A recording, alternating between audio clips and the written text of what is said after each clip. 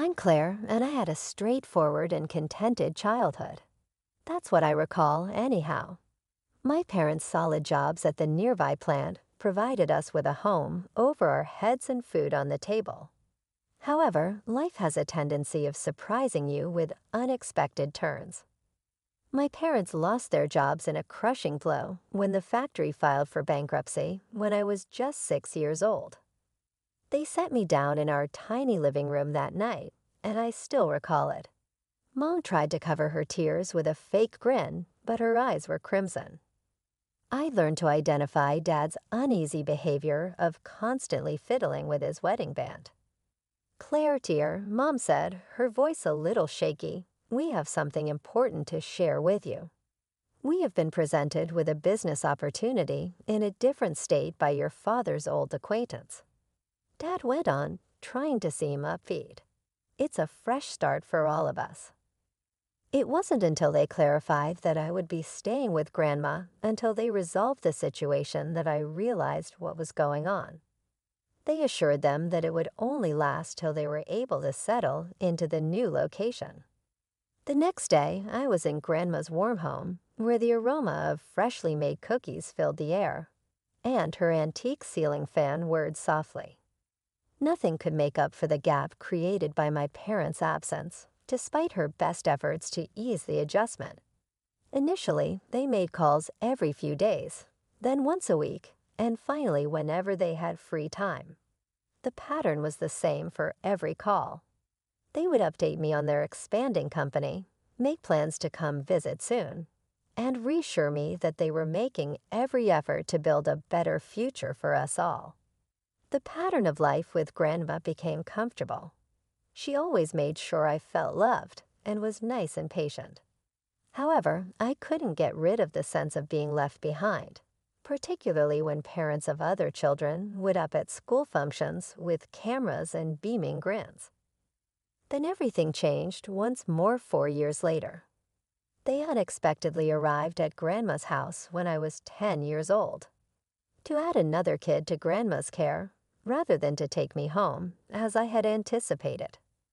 As they explained that their business required too much time for good parenting, my sister Sarah, who is 2 years old, clutched to Mom's knee. Overhearing Dad say to Grandma in the kitchen that evening, "We're doing this for their future. We send both girls more than enough money. Whatever assistance you want, you may rent it." Grandma's answer was stern yet weary. "We must formally announce this if you want to carry it out. No more unofficial agreements." That's how my parents gave Grandma formal parenting powers in a single afternoon. As though they were concluding yet another commercial transaction, they signed the documents with practice speed.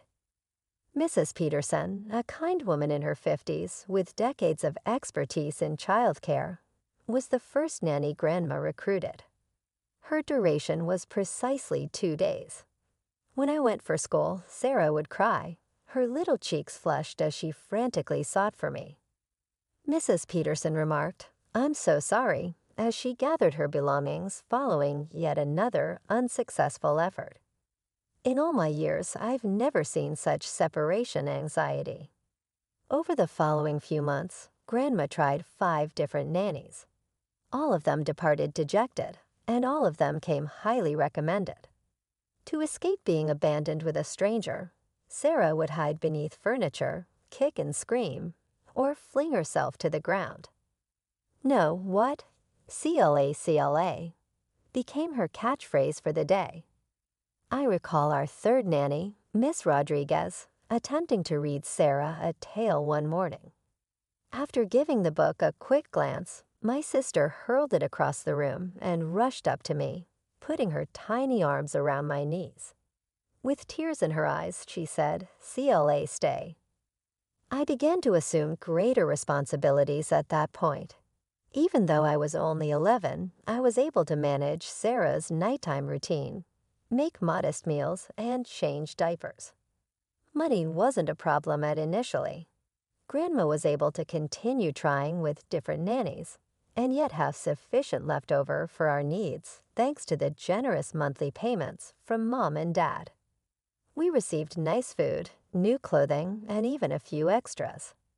I received a new bicycle for my 11th birthday, and Sarah's room was stocked with educational toys. However, after then, the payments were erratic. They would occasionally send nothing at all, and other times less than they had promised. They gave a variety of reasons, such as the market being down, investments taking time, and a sluggish company. Grandma began taking shortcuts, such as avoiding new clothing unless we were in dire need of it, using generic brands for cereals rather than name brands, and carefully allocating funds for utilities. I would catch her at the kitchen table late at night, attempting to figure out the figures with a calculator in hand, despite her best efforts to conceal her anxiety. The situation had become really bad by the time I was graduating from high school. My parents had entirely disappeared from the public eye. No calls, no money, no explanation, and the promised education cash was non-existent. Even with the entire scholarship awarded to State University, which was included in my final report card, we were still unable to cover the remaining expenses. I confidently stated, "The trading company downtown is hiring. They provide stable income and health insurance. Right now, we need it more than I need college." I began working as a junior sales associate at Marshall Trading Company the following week. Even though the income wasn't spectacular, it was sufficient to maintain Sarah's school clothing and food on the table. College would have to wait. On a clear day, Grandma's passing struck us like a thunderbolt. She simply did not wake up one morning. I was 24 and Sarah was 16. At the funeral, the two of us stood together and watched as the casket was lowered into the grave. Our parents did not even send a card or flowers, much alone show up. After that, life became more difficult. I took on every additional shift at Marshall Trading that I could.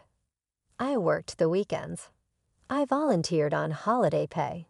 Sign me up for the first office party planning committee. There was a little compensation included.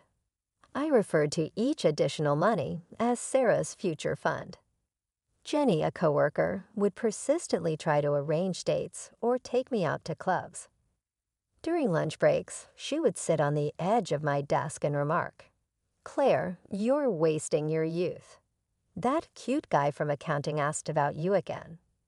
I would respond, "No time for dating," without even raising my eyes from my spreadsheets. Sarah's college applications are due next month. Work, house, bills, and making sure Sarah had all she needed for school filled those years. I made sure Sarah had new clothes, but I got mine from secondhand shops. I prepared her nutritious lunches, but I ate ramen noodles. Each bonus was directly deposited into her education fund. I almost burst with relief when Sarah was accepted to Riverside University. With my savings and her half scholarship, we could hardly afford it. Sometimes life has a humorous way of taking you by surprise. Marshall Trading was acquired shortly after Sarah departed for college. Michael, the new CEO, began stopping by our office on a frequent basis. He was courteous, grounded, and truly concerned about his employees' welfare, which was different from what I had anticipated. He frequently stopped by my desk to get my input on different projects, and I saw that he was observing me during meetings. He invited me to dinner one day outright. He seemed a little uneasy as he continued, "I know it's not professional, but I'd really like to get to know you better, Claire, outside of work." I accepted a date for the first time in years. Our romance was straightforward yet endearing. Michael recognized and appreciated my commitment to Sarah. He didn't put any pressure on me or attempt to speed things. Only a few close friends were there when we were married at the courthouse a year later. We made the decision to move into Grandma's home. It had decent bones, according to M, and I couldn't bear to part with it. Life became easy all of a sudden. I could now finally treat myself to pleasant things guilt-free thanks to Michael's pay. I started getting regular haircuts at a professional salon rather than cutting my own hair in the bathroom, and I purchased my first luxury purse. Michael gave me a surprise trip to the Maldives last month. I couldn't help but be amazed at how dramatically my life had changed as I relaxed on the beach and shared pictures of the pristine ocean and white sand beaches on Instagram. I wasn't just surviving for the first time in a very long time. I was still alive. 3 days after I shared those beach photographs on Instagram, I received the message in my email. When I saw the name Mom, my fingers began to shake. The profile photo had her and her father posing in front of a European monument, both of them well-dressed and tanned. The note said, "Darlings Claire, we recently got back from a long business trip overseas. We haven't stopped thinking about you and Sarah. Reconnecting with both of our girls would be wonderful. I've changed, as has your father. Give us an opportunity to explain everything, please." Michael simply held my hand while I gazed at the screen after I showed him the message. I said, "The nerve of these people. A lengthy travel for work. It has been 15 years since they left." I replied succinctly, "I don't want to communicate with you. Don't message Sarah or me again, please. When you signed away your rights, we ceased to be your daughters." After that, I pressed the block button. When I contacted Sarah, my hands were still shaking. She sounded preoccupied when she heard the fourth ring. Without introducing myself, I stated, "Mom and Dad reached out to me." On the other end, there was a pause, too long. Sarah's tone was deliberately neutral. I see now. What did they say? I explained the message and my answer to her. Once more, there was quiet between us. Sarah said nervously, "Maybe, perhaps, simply out of interest, we ought to listen to them. Claire, people may change." Are you serious? What I was hearing was unbelievable. They left us behind. They did not even attend the funeral for Grandma. I know, she hurriedly retreated. You are correct, without a doubt. I also refused to speak with them. However, I didn't like anything about her voice. It was too practiced, too unsure.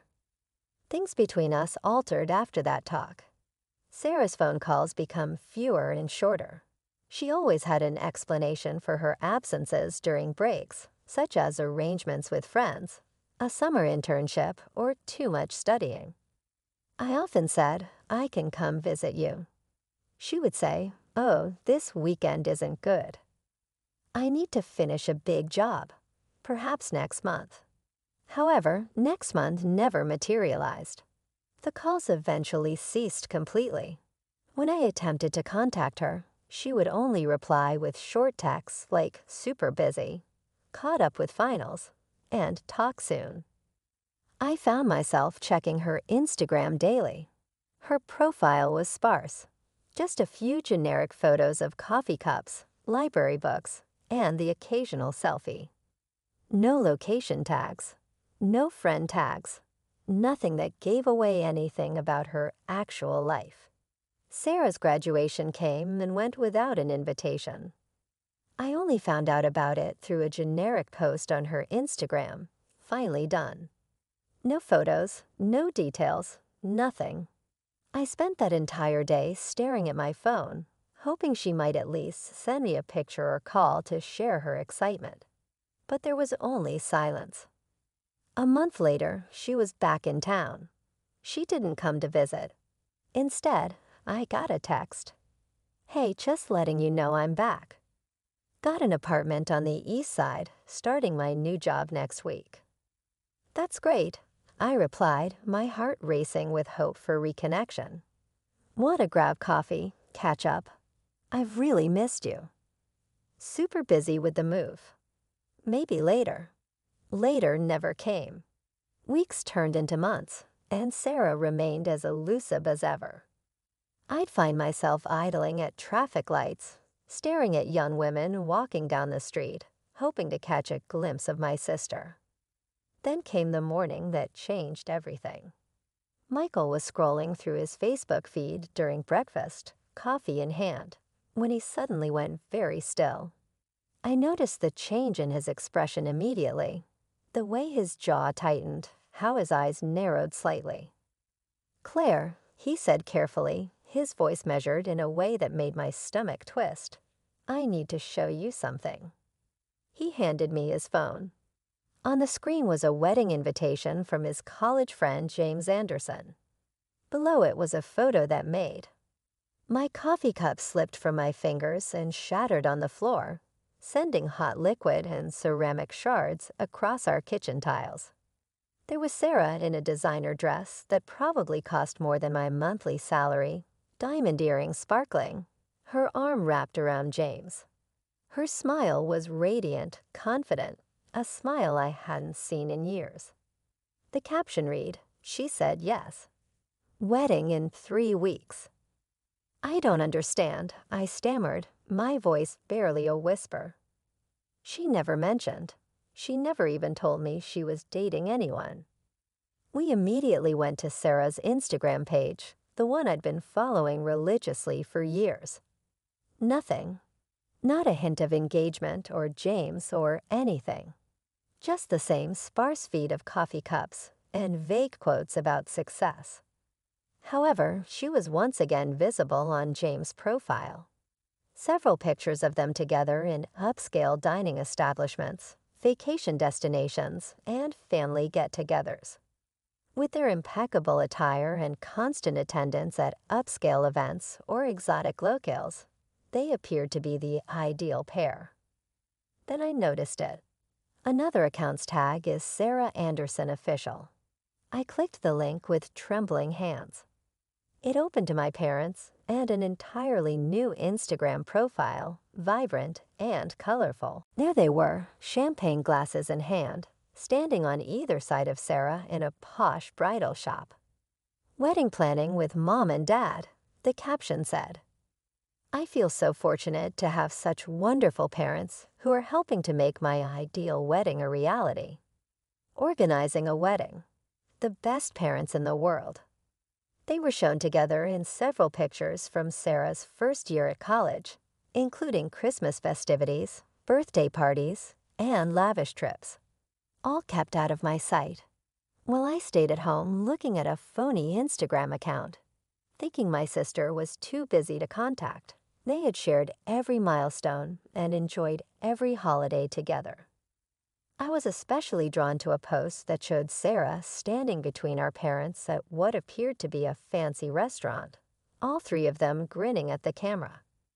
So grateful for my wonderful parents who have given me everything I could ever want in life. The post said, "Every day I am inspired by your achievement. God bless the child. Family first."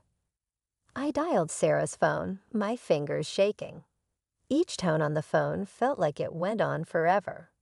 She finally picked up on what must have been the 10th ring. "Claire, what is that?" "I'm a little busy," she said, her annoyance evident. "We need to meet today," I said, trying to sound calm. "I'm not really able to. All day I have appointments." "And I know about the wedding, Sarah," I said, sounding more acerbic than I had meant. "I am also aware of Mom and Dad. Your other Instagram account caught my attention. I saw every picture of Mom and Dad, the wedding preparations, the trips, everything." Another halt, although this one is shorter. Her voice was colder, rougher when she spoke again. "All right, do you want the truth? Claire, I'm sick of living like you. Every cent counts, thrift store shopping, and scraping by. You live that life, not me." Her remarks were like physical assaults. "I led such a life to enable you to receive an education. Every semester, I sent you money." She interrupted me, laughing harshly. "That money, huh? Yes, I did spend money on Christian Louboutin shoes and Gucci purses. In any case, my parents were already covering my tuition and living expenses." What? I thought I was out of breath. You mean all those years I worked overtime, skipped meals. She scolded, I never asked you to do that. You made that decision. In all honesty, Mom and Dad provide me with more in a month than you did in a year. They left us. Now I was virtually yelling. They never turned around after leaving us with Grandma. How are you able to just forget that? Claire, people change. Indeed, they have more than made up for their blunders. They are now prosperous, rich. They are able to grant me the life I am due. So they just bought you, is that it? I fired back. Call it what you want, she curtly said. They are covering half of my wedding expenses. The remainder is being covered by James's family. It will be incredible. Hotel with 5 stars. Celebrity wedding coordinator. 300 visitors. I hardly spoke above a whisper. For now, why didn't you invite me? There was a pause before she responded, her tone brimming with contempt. Claire, take a look at yourself. Living in Grandma's old home, wearing off-the-rack clothing, and without a college degree. It would make you stand out like a sore thumb. All of my pals come from well-educated households. You can't make me feel embarrassed. Her tone became icy and decisive. Claire, don't attend my wedding. I mean it. Try not to get in touch with me. Try not to show up. You'll simply make me and yourself seem foolish. Before I could reply, the line died. I felt my world fall apart as I stood there listening to the quiet with my phone still glued to my ear. Everything I had been suppressing rushed out when I hung up the phone. I sobbed uncontrollably as I fell on the kitchen floor. I was there when Michael discovered me, leaning against the cupboard and crying. I heard he whispered softly as he took a seat next to me. I heard everything. As I sobbed, my tears seeping into his shirt, he embraced me. He had a determined expression on his face when I eventually composed myself enough to talk. He said, I need to make a call, and took out his phone. I began to say, Michael, don't, but he had already begun to call. Hi, this is Michael. Listen, before the wedding, you must hear something crucial I have to tell you about Sarah. As Michael walked our kitchen, I saw him telling James all he knew about our parents' desertion, my upbringing of Sarah, the hidden Instagram account, and the years of lying. But that's not fair. Sarah lost it. Your spouse is already capable of looking after you. Now I have nothing. No money, no wedding, no sister. I proposed, because Sarah, that was your decision. You put your fashion sense ahead of your family. Instead of being appreciative, you decided to be embarrassed of me. You put money before love. I approached and held open the front door, and now I'm making a decision. People who only think about family when they are in need are the ones I choose to let go of. Leave my house, please. I felt Michael's arms encircle me as I leaned against the door and shut it behind them. Softly, you okay? He said. You know what? I meant it when I said, I am. For the first time in my life, I am solely responsible for taking care of myself. I don't have to deal with unappreciative family members or strive to win affection that ought to have been given without conditions. I took a final look at the family pictures as I entered the kitchen to prepare coffee. I was at last prepared to let go of the dead branches and concentrate on the new growth, since some family trees require trimming in order to become stronger.